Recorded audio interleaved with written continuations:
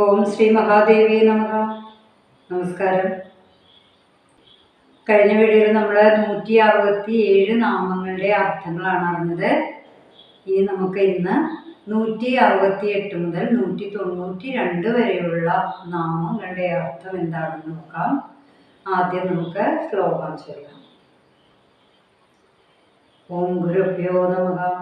ഓം gum ഗണപതയേ നമഃ. ഓം ശ്രീ പരാശക്തിയേ നമഃ.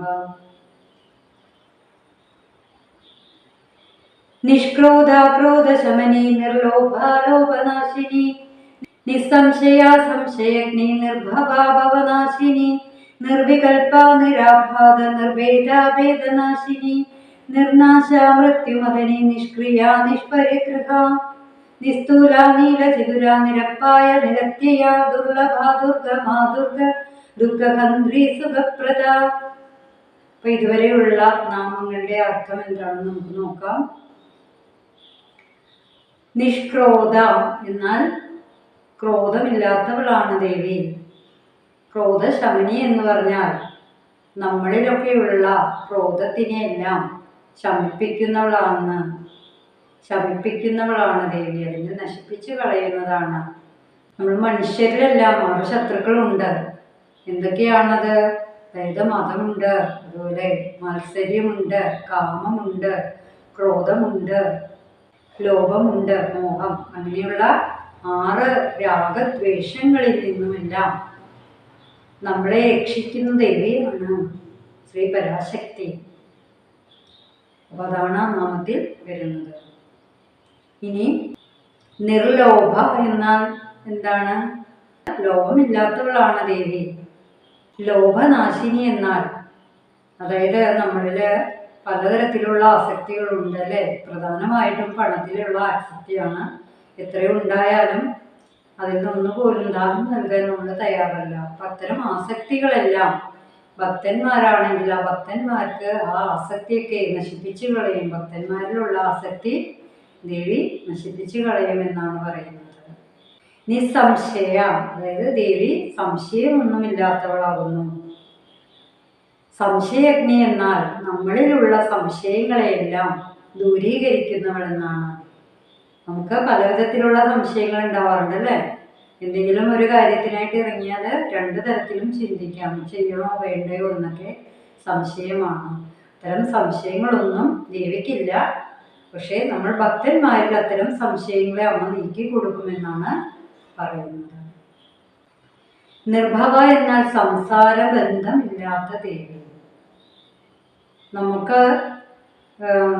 നമുക്കാണ് സംസാര ബന്ധങ്ങളെല്ലാം ഉള്ളത്, ദേവിക്ക് അതില്ല എന്നാണ് സാരം. ഭവനാശിനി എന്നാൽ ഇപ്പൊ ദേവിയിലേക്ക് നമ്മൾ ആത്മീയതയിലേക്കൊക്കെ കൂടെ അടുക്കുമ്പോൾ, അതായത് ദേവി ഭക്തന്മാരാണെങ്കിൽ നമ്മളിലുള്ള പലതരത്തിലുള്ള എല്ലാ രാഗദോഷങ്ങളെല്ലാം ദേവി അകറ്റും. അതുപോലെ സംശയങ്ങൾ അകറ്റും എന്നൊക്കെ പറഞ്ഞ പോലെ നമ്മളിലെ സംസാര ബന്ധങ്ങളെയും നശിപ്പിക്കുമെന്നാണ് പറയുന്നത്. സംസാര ബന്ധമാണ് നമ്മളെ ഈ ഭൂമിയിൽ ജനിക്കുമ്പോൾ മുതലാണ് നമുക്ക് ആ ഒരു സംസാര ബന്ധം വരുന്നത് അല്ലേ? സംസാര ബന്ധങ്ങളിൽ നിന്നും ദേവി നമ്മളെ രക്ഷിക്കുന്നു. ഇതാണ് നിർഭവ ഭവനാശിനി എന്ന നാമം കൊണ്ട് അർത്ഥമാക്കുന്നത്. നീ നിർവികൽപ. എന്താണ് നിർവികൽപ എന്നാൽ ഉദ്ദേശിക്കുന്നത്? വികൽപമായ മിഥ്യാസങ്കല്പങ്ങൾ ഇല്ലാത്തവളാണ് ദേവി. അതാണ് വികൽപ എന്നർത്ഥം. ദേവി സത്യസ്വരൂപിണിയാണ്. സത്യസങ്കല്പത്തിലാണ് ദേവി ഉള്ളത്. അപ്പൊ അതാണ് ആ നാമം വരുന്നത്. നിരാബാധ അതായത് ഒന്നും ദേവിയെ ബാധിക്കുന്നില്ല.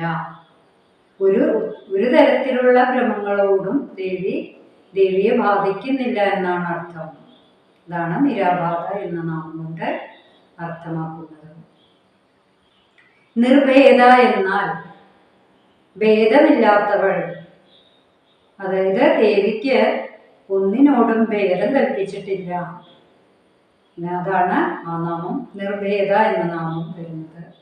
ഇനി ഭേദനാശിനി എന്നാൽ നമ്മളിലുള്ള ഭേദത്തിനെ നശിപ്പിക്കുന്നവളാണ് ദേവി. നമുക്കാണ് ഭേദങ്ങൾ ഉള്ളത്, അല്ലെങ്കിൽ അതായത് ഒന്നിനെയും മറ്റൊന്നിനോട് നമ്മളെ ഭേദിച്ച് കാണും അല്ലേ? വ്യത്യസ്തമായിട്ട് കാണും. അങ്ങനെ ഒരു ഭേദം മനുഷ്യരിലാണുള്ളത്, ദേവിക്ക് അതില്ല. അപ്പോൾ നമ്മളിലുള്ള ആ ഭേദത്തിനെ അമ്മ നശിപ്പിക്കുന്നു എന്നാണ് പറയുന്നത്. അടുത്ത നാമം നിർനാശ എന്നാണ്. നിർനാശ എന്നാൽ നാശമില്ലാത്തവളാണ് ദേവി. ഒരിക്കലും ഉത്ഭവമോ നാശമോ ദേവിക്കില്ല, അല്ലേ? അതായത് എന്തിൽ നിന്നാണ് ദേവി ഉത്ഭവിച്ചതെന്ന് നമുക്കറിയില്ല, എന്തിൽ നിന്നാണ് നശിക്കുക, അങ്ങനെയൊന്നുമില്ല. നാശങ്ങളില്ലാത്ത ദേവിയാണ് എന്നാണ് നാം ഇവിടെ അർത്ഥമാക്കുന്നത്. ഇനി മൃത്യുമദനി. മൃത്യുമദനി എന്നാൽ മരണത്തിൽ നിന്നും രക്ഷിക്കുന്നവൾ എന്നാണ്. അപ്പൊ ഇവിടുത്തെ സൂചന പ്രകാരം, ഈ നാമപ്രകാരം എങ്ങനെയാണ് മരണമില്ലാത്തവരാക്കുക എന്നുള്ളതല്ല, നമ്മളിലെ ആത്മജ്ഞാനത്തിനെ ഉണർത്തിയിട്ട് ആത്മജ്ഞാനം സിദ്ധിക്കുന്നവന് ഒരിക്കലും മരണമില്ല എന്നാണ് പറയുന്നത്. അതായത് ജ്ഞാനത്തെ ഉണർത്തിക്കഴിഞ്ഞാൽ അവന് മരണമില്ല എന്നാണ് അർത്ഥം വരുന്നത്. അപ്പൊ ജ്ഞാനം ഉണർന്ന ഒരാൾക്ക് ആ ജ്ഞാനം കൊണ്ടുള്ള അറിവ് കൊണ്ട് അവന് മരണമില്ല എന്നാണ് ഈ നാമാർത്ഥം സൂചിപ്പിക്കുന്നത്. നിഷ്ക്രിയ എന്നാൽ കർമ്മങ്ങളൊന്നും ഇല്ലാത്തവൾ എന്നാണ് അർത്ഥം. പക്ഷേ കർമ്മങ്ങൾ, ദേവിയുടെ കർമ്മങ്ങൾ ദേവിയുടെ സാന്നിധ്യം കൊണ്ടുള്ളതാണ്. സൃഷ്ടി സ്ഥിതി സംഹാരമെല്ലാം ദേവി ചെയ്യുന്നുണ്ട്. നിഷ്പരിഗ്രഹ എന്നാൽ എന്താണ്?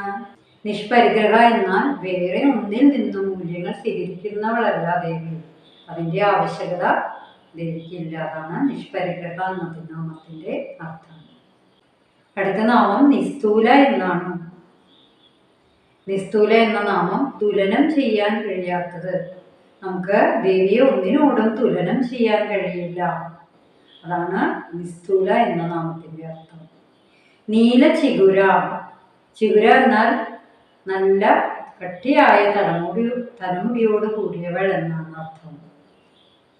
നല്ല കട്ടിയുള്ള തലമുടിയോട് കൂടിയവൾ എന്നാണ് അർത്ഥം. അത് നീല നിറം എന്ന് പറഞ്ഞു കഴിഞ്ഞാൽ നല്ല കറുത്തിരുണ്ട നീല എന്ന് പറയും. അത്തരമൊരു നീലയെ കുറിച്ചാണ് പറയുന്നത്. അത്തരമൊരു ചിഗുരമാണ് ദേവിയുടെ, അതായത് കറുത്തിരുണ്ട നീല നിറത്തോടു കൂടിയ ചിഗുരം. നിരപ്പായ. നിരപ്പായ എന്നാൽ അപകടമേൽക്കാത്തവൾ, അതായത് അപായം ഉണ്ടാവാത്തവൾ. ദേവി തന്നെയാണ് എല്ലാത്തിൻ്റെയും സംഹാരങ്ങളിലൊക്കെ ഉള്ളതല്ലേ. അസുരന്മാരെ നിഗ്രഹിക്കാനായാലും അങ്ങനെ മറ്റൊരാളെ കൊണ്ട് ദേവിയെ അപായപ്പെടുത്താൻ സാധിക്കില്ല. അങ്ങനെ അപായപ്പെടുത്താൻ സാധിക്കാത്തവൾ എന്നാണ് ആ നാമത്തിൻ്റെ അർത്ഥം. നിരത്യായ. എന്താണ് നിരത്യായ എന്നാൽ? നിരത്യായ എന്ന് പറഞ്ഞാൽ ഭക്തന്മാരുടെ ആവശ്യങ്ങളെ നിഷേധിക്കാൻ കഴിയാത്തവൾ എന്നാണ് ആ നാമം കൊണ്ട് അർത്ഥമാക്കുന്നത്. അടുത്ത നാമം ദുർലഭ എന്നാണ്. ദുർലഭ എന്നാൽ നമുക്ക് സുലഭമായി ലഭിക്കാത്ത ഒന്നാണ് ദേവി, അല്ലേ? ദേവിയെ നമുക്ക് അങ്ങനെ അത്ര പെട്ടെന്നൊന്നും ലഭിക്കുകയില്ല. അത്രയും പരിശുദ്ധി ഉണ്ടെങ്കിൽ മാത്രമേ നമുക്ക് ദേവിയെ അറിയാൻ കഴിയൂ. അടുത്ത നാമം ദുർഗമ. ദുർഗമ എന്നാൽ അടുക്കാൻ പ്രയാസമുള്ളത് എന്നാണ് അർത്ഥം. വളരെ ശക്തമായ, അതായത് പരിശുദ്ധമായ ശുദ്ധമായ ഉപാസന കൊണ്ട് മാത്രമേ നമുക്ക് ദേവിയെ ലഭിക്കുകയുള്ളൂ. ഇതാണ് ആ നാമം കൊണ്ട് അർത്ഥമാക്കുന്നത്. ദുർഗ എന്നാൽ ദേവിയുടെ ഒരു ഭാവമാണ്. അസുരന്മാരെ നിഗ്രഹിക്കുന്ന സമയത്ത് ദേവി ദുർഗയായിട്ട് മാറും, അല്ലേ? അപ്പോൾ ദുർഗ എന്ന നാമം കൊണ്ട് ദേവിയുടെ മറ്റൊരു നാമമാണ് ദുർഗ എന്നത്. ദുഃഖഹന്ത്രി. ദുഃഖത്തെ മാറ്റുന്നവൾ, ദുഃഖത്തെ ഇല്ലാതാക്കുന്നവൾ എന്നാണ് ആ നാമം കൊണ്ട് അർത്ഥമാക്കുന്നത്. സുഖപ്രദ എന്നാൽ ദുഃഖത്തെ, ഭക്തന്മാരിലുള്ള ദുഃഖത്തെ എല്ലാം ഇല്ലാതാക്കി അവർക്ക് സുഖം പ്രദാനം ചെയ്യുന്നവളാണ് ദേവി. അപ്പൊ നമ്മള് ഇതുവരെ 192 വരെയുള്ള നാമങ്ങളുടെ അർത്ഥങ്ങളാണ് ഇപ്പോൾ അറിഞ്ഞത്. കുറേയധികം നാമങ്ങളിൽ കൂടെയാണ് നമ്മൾ കടന്നു പോകുന്നത്. അപ്പോൾ എല്ലാവരും സശ്രദ്ധം ശ്രദ്ധിക്കുക. വീഡിയോ സശ്രദ്ധം ശ്രദ്ധിച്ചാൽ മാത്രമാണ് നമുക്ക് ആ നാമാർത്ഥങ്ങൾ അറിയാൻ കഴിയൂ. ആ നാമാർത്ഥങ്ങളിലൂടെ കടന്നു പോകുമ്പോൾ നമുക്ക് കൂടുതൽ അറിവാകും. ദേവിയുടെ ഓരോ നാമങ്ങൾക്കും ഇത്രയേറെ അർത്ഥങ്ങളുണ്ട് എന്ന് നമുക്ക് മനസ്സിലാക്കാൻ പറ്റും. അർത്ഥങ്ങളെ നമുക്ക് അറിഞ്ഞു തന്നെ ജപിക്കാൻ കഴിയും. അപ്പോൾ അതുകൊണ്ട് എല്ലാവരും സശ്രദ്ധം ശ്രദ്ധിക്കുക. അടുത്ത നാമങ്ങളുമായിട്ട് അടുത്ത വീഡിയോയിൽ കാണുന്നത് വരെ നന്ദി, നമസ്കാരം.